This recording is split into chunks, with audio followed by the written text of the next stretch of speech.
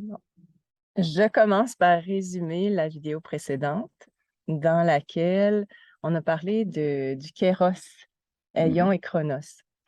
Et l'idée générale, c'est de dire qu'une cause future pourrait Mmh. profiter d'un Kéros, qui est une Mmh. synchronicité, Ouais. pour changer la trajectoire de vie d'une personne. Mmh. Alors, pour ceux qui sont intéressés à ce que je viens de dire, vous pouvez aller voir les vidéos précédentes. Mmh.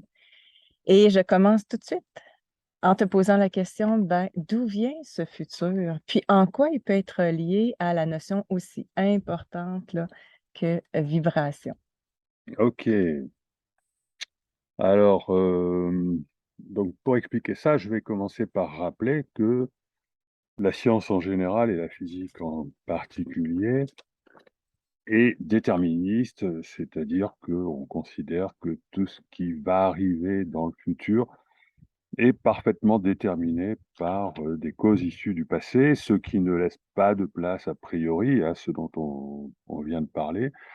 Sauf que bon, tout cela n'est valable qu'à court terme en fait, il y a bel et bien un indéterminisme que certains physiciens ont voulu, contourner en parlant de multivers, mais bon bref, on va partir simplement de cette idée que, le déterminisme n'est valable qu'à court terme et à plus long terme, on ne sait pas ce qui détermine le cours, des événements et dans le contexte d'un multivers déjà réalisé, ça veut dire qu'on ne sait pas ce qui, finalement, sélectionne la branche d'univers, l'univers, le futur que l'on va vivre. C'est-à-dire qu'on ne sait pas, ça veut dire que ce ne sont pas les lois physiques. Il ne s'agit pas du fait qu'on ignore les causes, il s'agit simplement du fait que ce ne sont pas les lois physiques qui déterminent le futur, dès qu'il est, le futur lointain en particulier. Mmh.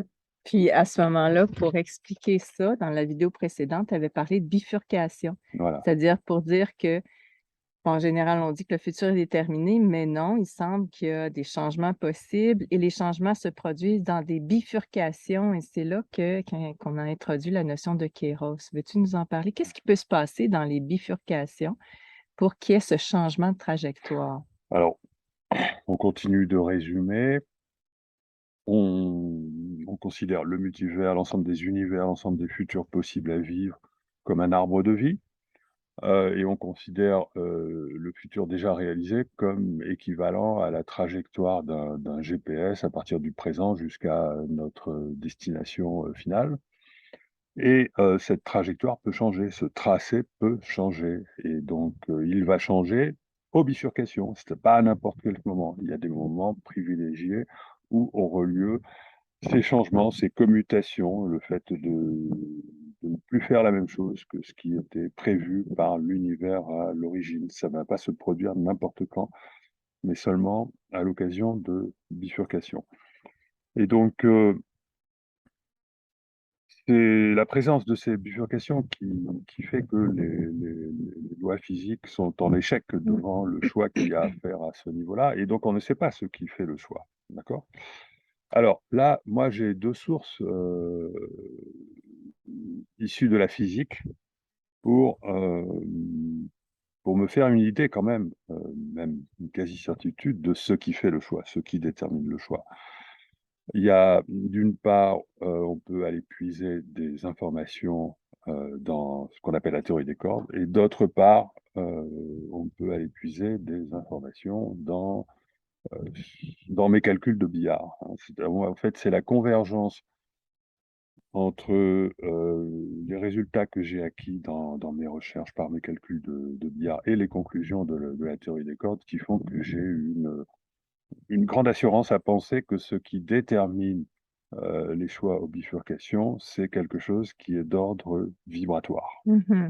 D'accord? Et Alors je vais essayer et oui, quand tu dis vibratoire, ça réfère dans le domaine de la physique à l'infiniment petit, ce qu'on peut voilà. observer dans un univers très, très, très petit. Voilà, ça réfère à ce qui se passe dans l'infiniment petit. Alors et à ce qu'on appelle la gravité quantique. Alors là, Ah! attention, Ouais, il faut expliquer ça, il là. faut expliquer ça. Ouais, Il faut que je fasse une très bonne vulgarisation. ouais. De quoi s'agit-il? Alors, pour comprendre ce qu'on appelle cette structure vibratoire qui finalement détermine les choix aux bifurcations, il faut relativiser la notion d'espace. Et alors, les physiciens le font en disant que euh, on ne peut plus différencier aujourd'hui ce qu'on appelle le contenant et le contenu, c'est-à-dire l'espace et la matière. C'est-à-dire que on voit bien qu'on vit dans un espace à l'intérieur duquel il y a de la matière. Et les mathématiciens en particulier ont l'habitude de désolidariser les deux, c'est-à-dire d'abord il y a un espace qui a 3 dimensions et ensuite on met de la matière dedans. En réalité, c'est pas du tout comme ça que ça se passe. En réalité, l'espace est construit par la présence de matière. C'est-à-dire que l'espace n'existe pas a priori. La matière non plus, mais bon, on va pas aller trop vite. On va dire l'information concernant le réel, à elle seule, suffit pour créer un espace, engendrer un espace de manière émergente. C'est-à-dire qu'il n'existe pas a priori un espace qui donc aurait la propriété de pouvoir nous permettre de localiser la précision de n'importe quel objet, mais d'une manière infinie, hein, infiniment, jusque dans l'infiniment petit. Ça n'existe pas. Il n'existe que des relations entre les objets qui font qu'un espace se crée par l'intermédiaire de ces relations. Mmh. C'est OK? vraiment un changement de perspective. Alors,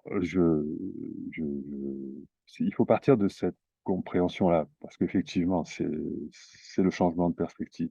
Et donc, quand on a compris que l'espace n'existe pas a priori et qu'il est simplement émergent, qu'il émerge des relations entre les choses, eh bien, on peut comprendre que ces relations entre les choses, finalement, elles n'ont pas besoin d'être infiniment précises parce qu'elles sont construites uniquement par, bon, pour ne pas dire la conscience, mais je veux dire, par exemple, on prend 2 objets qui ont une relation, l'un avec l'autre. Par exemple, une distance ou un angle ou je ne sais quoi. Ils sont dans une certaine relation l'un avec l'autre.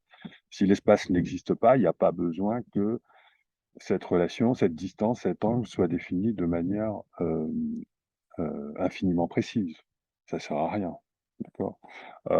Si l'espace n'existe pas et que tout ce qui est à l'intérieur, a priori, de cet espace est défini par moi, ma relation avec toutes les autres consciences ou la relation de chacune des consciences qui constituent le réel avec toutes les autres, et cetera. Si on considère que tout ce qui existe est structuré par uniquement les relations et que l'espace n'existe pas, il n'y a pas besoin d'une infinie précision, d'accord?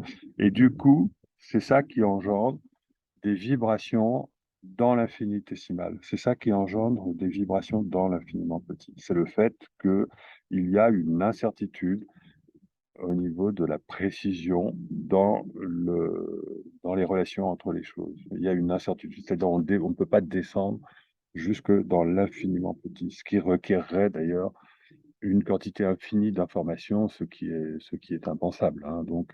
Et donc la gravité quantique, ce qu'on appelle la gravité quantique, naît de là.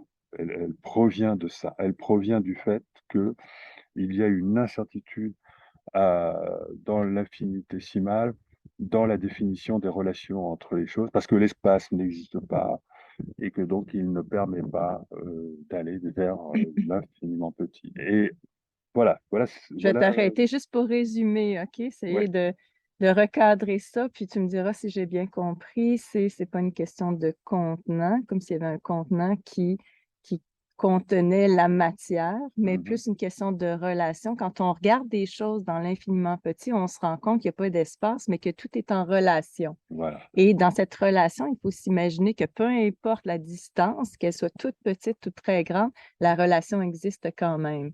Et c'est Mhm. pour ça que c'est peut-être plus facile d'expliquer ce qui se passe en termes d'influence du futur en partant de l'idée de vibration, de cette forme de connexion, si on peut dire, entre deux éléments, deux êtres vivants, un être vivant et les choses, en s'imaginant qu'il y a toujours cette vibration, il y a toujours cette relation-là. Voilà. pour mieux le faire comprendre, je reviens à mon océan quantique, Oui. mon océan. C'est-à-dire que le réel, qui est l'espace-temps apparent, structuré sous forme d'espace-temps et matière apparente, c'est quelque chose que l'on peut considérer comme baignant à l'intérieur d'un océan de vibrations. Et donc, si on change ces vibrations, on va changer ce qui se passe aux bifurcations. S'il n'y avait pas de bifurcation, ça ne changerait à rien, parce que la causalité déterminerait absolument tout ce qui arrive dans les moindres détails. Mais comme il y a des bifurcations, ce sont les vibrations du soubassement de l'univers, de cette structure infinitésimale vibratoire, qui déterminent les choix. Ça va? Oui, ben c'est ça, l'image que tu as de l'océan, c'est peut-être pas tous qui l'ont, mais on imagine un tunnel, tu l'as bien figuré Oui, dans tes livres, un tunnel qui correspond à la destinée d'une personne voilà, et qui bouge. Puis, dans une physique plus traditionnelle, on imagine un tunnel qui bouge pas, mais toi, tu l'installes sur un océan qui bouge, voilà, qui permet d'expliquer que les trajectoires et même la destination peut changer. voilà, je vais le redire. Imaginons un tunnel flexible qui flotte à la surface d'un océan. Si cet océan ne bouge pas, il reste fixe. Exact. Si cette surface, par contre, se met à vibrer ou à fluctuer, eh bien, à ce moment-là, il va bouger. Et la surface de cet océan, elle a deux dimensions, mais ça, c'est une métaphore pour se la représenter. Il faut imaginer que c'est équivalent à cet espace émergent des relations entre tous les objets. Il faut imaginer que s'il y a des fluctuations, s'il y a ces vagues, c'est justement à cause de l'incertitude entre les relations entre de tout ce qui constitue le réel. Mhm. Mhm. Et donc, c'est ça qui crée la surface de l'océan, et c'est ça qui fait bouger notre tunnel de vie, c'est-à-dire notre trajectoire dans le futur. Et ça ne peut bouger qu'au moment où il y a des bifurcations. Et je rappelle que ces bifurcations, ce sont les moments particuliers où des petits riens peuvent changer le cours des choses. Ce qu'on a appelé un kéros, une Voilà. coïncidence ou un hasard qui n'a pas de cause. J'aimerais que tu reviennes sur l'aspect des dimensions de cet océan. Tu me disais que Oui. pour bien comprendre les choses, il faut aborder Oui.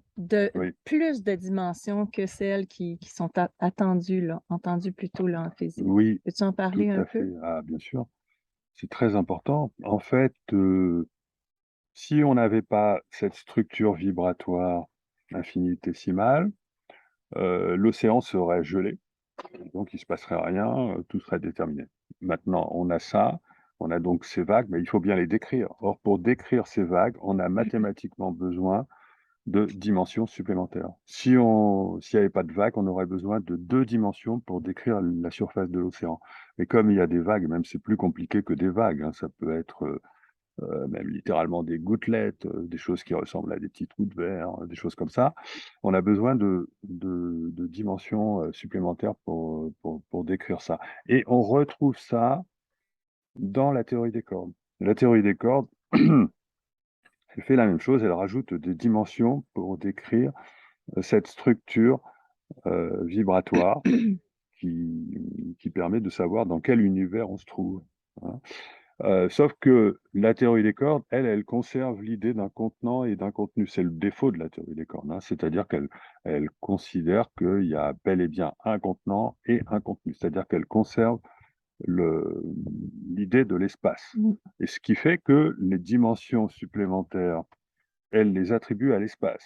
D'accord? Et c'est ce qui fait que la théorie des cordes est critiquée, parce que lorsqu'on parle de rajouter 6 dimensions à l'espace, les gens ne comprennent pas. Ouais. Ça a l'air d'être contre-intuitif. Or, effectivement, l'espace n'existe pas. Et ce n'est pas à l'espace qu'il faut attribuer ces dimensions supplémentaires, c'est à la nécessité de décrire les vibrations, la structure vibratoire. Ce Mm. n'est pas la structure vibratoire de l'espace, puisque l'espace n'existe pas réellement, c'est la structure vibratoire liée à l'indétermination des interrelations entre les choses. Bon.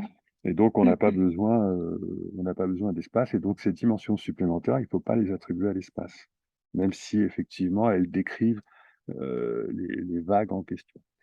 OK. J'espère qu'on ne perd pas les gens avec ces précisions, mais au contraire, qu'on aide les gens à comprendre quelque chose qui est difficile à saisir parce que notre cerveau a été habitué à un univers très matérialiste. Moi, quand je t'écoute, j'ai fait référence à une façon que je me suis donnée de comprendre les choses Mhm, pour parler de cette structure vibratoire. C'est ben, dans le fou. J'avais donné l'exemple du vent. mhm, Alors, le fou est dans un champ et puis la nature lui dit, ben, observe et tu vas voir ce monde qui est immatériel. Et le fou observe, il voit l'herbe danser, il voit même les feuilles chanter. Alors, il dit, ben, je vois les feuilles danser, ou plutôt danser, puis l'herbe chanter, mais je ne vois pas la brise qui leur fait faire tout ça. Et la mhm. brise qui est invisible, qu'on ne voit pas, elle agit vraiment sur les choses. Absolument. C'est elle qui fait bouger les choses. Alors, on peut imaginer que dans notre expérience, dans notre existence, il y a un monde qu'on ne perçoit pas, mais qui agit vraiment. Et Oui, c'est cette structure vibratoire qui est en exactement. lien avec le cœur, l'âme, Et ça s'appelle le vide. le vide qui est rempli, où il y a plein d'informations. Voilà, c'est le vide, c'est l'espace. Et c'est l'espace en vibration. Mais il ne s'agit pas de vibration de l'espace tel que les physiciens en parlent habituellement, Exact. d'ondes gravitationnelles. Il s'agit de vibrations infinitésimales et hors du temps. Mais enfin bon, là, on va Oui, pas, hein. Bon, parce qu'on veut conclure aussi cette vidéo pour faire comprendre l'essentiel qui est la cause future influence notre trajectoire avec ces vibrations. voilà, c'est la structure vibratoire de, on va dire, de l'entité qui est à l'origine de ce futur-là ou qui est liée à ce futur-là, qui détermine le futur en question parmi un vaste choix de possibilités. Or, on a dit que l'espace n'existe pas. La structure vibratoire de l'espace, qu'est-ce que c'est? Qu'est-ce que c'est? Eh bien, c'est la structure vibratoire de la conscience ou des consciences qui président à toutes ces interrelations. C'est-à-dire que finalement, le soubassement de l'univers tel qu'il nous apparaît sous forme de matière, d'espace et de temps, c'est la conscience et c'est la structure vibratoire des consciences qui constituent ce soubassement, ce vide en quelque sorte, hein.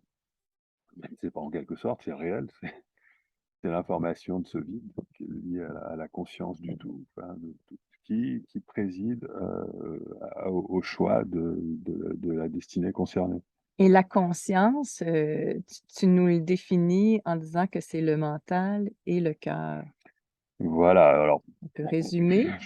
on va résumer parce que sinon il faudrait rentrer Ben, dans des puis j'aimerais détails un qu'on peu résume ça complexes. pour pouvoir terminer là-dessus, puis quitte à en parler davantage Voilà. dans une autre vidéo. Alors, plutôt que de dire trois aspects, la conscience, en gros, elle a vraiment deux aspects, l'aspect mental et l'aspect émotionnel. L'aspect mental, c'est lié à la conscience analytique intracérébrale, alors que l'aspect émotionnel, c'est plutôt lié à la conscience extracérébrale, la conscience intuitive, hein. Bon, j'ai conscience de résumer de manière... C'est pour bien différencier deux choses qui sont à la base de l'intelligence, d'ailleurs. C'est l'aspect mental qui est prisonnier du temps, qui est à l'origine de la logique, du raisonnement, de la structuration, de la décomposition des choses, de la compréhension analytique, etc. Ça, c'est l'aspect mental. La science est essentiellement fondée sur le mental exclusivement, parce que la science ne prend absolument pas en compte l'aspect vibratoire, c'est-à-dire en gros émotionnel, dans la compréhension du réel, dans notre intelligence du réel. Puis quand tu dis la science, on parle de la physique parce que c'est là où Oui. je te dis souvent qu'en psychologie, au contraire, on s'est beaucoup intéressé à ça, puis on peut terminer là-dessus, à moins que tu aies d'autres choses à rajouter, parce Bah, que je voulais expliquer ce qui se passe en psychologie par rapport à ce lien entre le mental et le cœur. oui, bah, ce que j'ai à rajouter, c'est que, bon, j'ai fait un joli graphique, l'auditeur pourra peut-être trouver ça dans mon dernier livre, Le Grand Virage, pour bien montrer que on a dans le discernement, dans ce qui détermine le discernement, la vraie intelligence, on a ces deux pôles, le pôle mental et le pôle émotionnel, et qu'aujourd'hui, nous vivons dans une société qui a éliminé le pôle émotionnel dans dans l'intelligence, hein. Donc l'intelligence artificielle, par exemple, Mhm. ne tient absolument pas aucun compte de l'information vibratoire, de la conscience, donc voilà, dans ses algorithmes, etc. Donc il s'agit pour moi de revaloriser tout ce qui nous permet d'accéder à l'information d'une manière ressentie, parce qu'il y a énormément d'intelligence là-dedans. Oui, c'est justement ce dont on peut parler dans cette complémentarité entre les connaissances que vous avez en physique et les connaissances qu'on a développées en psychologie.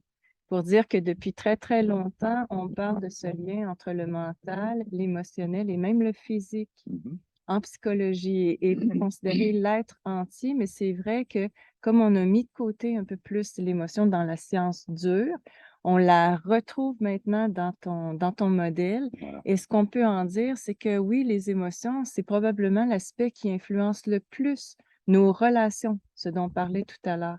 Alors, j'explique ça assez simplement en disant que la recherche en psychologie a démontré que lorsqu'on a des émotions positives, on va résumer ça là, très, très brièvement, ou encore négatives, ces émotions vont influencer. Puis comment ça se fait? Vont influencer nos relations, vont influencer même je dirais notre perception de notre existence, mais la réalité elle-même. Comment elle le fait? C'est quand on a des émotions, des sentiments positifs à l'égard d'une situation, d'une personne, on va sélectionner chez la personne, dans la situation, les éléments qui confirment nos Mhm. sentiments et on le fait souvent inconsciemment. Ensuite, de façon manifeste, dans nos comportements, on va exprimer ces émotions, ces sentiments qui vont être perçus par autrui, inconsciemment encore, et mettons qu'on est en relation avec une personne qu'on perçoit positivement, cette personne va nous renvoyer une réponse à ces sentiments-là, qu'elles soient positives si ces émotions sont positives. Si les émotions sont négatives, la même chose se produit, mais à l'inverse. Et on peut supposer qu'on est entouré beaucoup plus qu'on le pense d'une complexité dans notre existence, de tout ce qu'on appelle les êtres vivants, mais aussi de tout ce qui existe. Et que ces éléments qui nous entourent de notre existence vont résonner, vont faire écho à notre vibration, à Mhm. nos émotions. Mhm. Alors, t'imagines, dans notre quotidien, à chaque fois qu'on fait quelque chose, bien, il y a cette vibration qui influence, qui nous entoure, autant les êtres, les Mhm. personnes, les animaux, les végétaux, et puis les situations comme telles. Et il faut comprendre que ceci n'a pas lieu que dans le présent tel qu'il nous apparaît à Ah, nous. très intéressant. Ça a lieu dans l'éternel présent de la réalité de tout, du multivers, c'est-à-dire que ça a lieu également dans l'ensemble de tous nos futurs possibles. C'est-à-dire Tout qu'on à fait. adresse vibratoirement pas seulement ce qui arrive, ce qu'on sélectionne dans le présent, mais on adresse vibratoirement notre futur à vivre, et en particulier notre futur lointain, parce que ce qui nous arrive à court terme est déterminé par la causalité, mais pas à long terme. Donc je le répète. Et donc, Et l'image que je donne souvent, c'est comme une goutte d'eau qui tombe dans l'océan, qui fait des cernes et qui va rejoindre l'ensemble. Imagine que le passé est à une extrémité, le futur à l'autre, mais ça rejoint tout en même temps. oui, C'est un peu cette image-là que l'instant présent est toujours le plus influent dans tout ce qui se passe et peut revenir vers le passé et le futur. absolument. Et je voudrais rajouter un point important, c'est que plus réel encore que la réalité causale dans laquelle on a la sensation de vivre, où il faut attendre que le temps passe avant d'arriver à destination. Dans la vraie réalité, on adresse véritablement notre destination par la pensée portée par les vibrations de nos émotions. C'est comme ça que ça se passe en dehors de l'incarnation, en dehors du corps. Je parle de la conscience en dehors du corps. C'est comme ça que ça se passe en général pour tous les phénomènes liés à la conscience non incarnée, extracorporelle, si on peut dire. C'est-à-dire que tout ce qui est vécu en dehors de cette incarnation, c'est quelque chose qui est adressé vibratoirement, donc par la vibration de nos émotions qui peuvent parfaitement contenir l'information d'une pensée intuitive et non pas analytique. La pensée analytique, elle a besoin du temps. Et voilà, non, pour conclure, si tu veux, on adresse véritablement notre futur par nos pensées portées par la vibration de nos émotions. Et ça, c'est une réalité encore plus fondamentale que la mécanique. Ouais, c'est ce qu'on découvre maintenant. Puis je te recadre un peu en te rappelant que en psychologie, on découvre que tout ça est indissociable, la pensée, les émotions et le corps. On Oui, n'en parle pas assez du corps, mais vous le savez, chacun fait l'expérience d'une émotion qui va avoir un effet sur son corps. Les maladies psychosomatiques sont reconnues pour expliquer ce phénomène-là. Eh bien, on a abordé plein de choses aujourd'hui. Quand on part, on a du mal à arrêter, mais je pense que ça fait le tour. Puis de toute façon, l'idée, c'est de faire ça court pour que chaque personne qui nous écoute puisse digérer l'information, oui, donner un sens à cette information-là à partir de leurs propres expériences et des informations qu'ils ont. oui. Là, on a abordé le gros morceau aujourd'hui et il va falloir le réaborder, j'imagine, sous d'autres angles complémentaires. Ben, si les gens le veulent, oui. Mm. OK. Ben, merci Philippe. Merci à toi.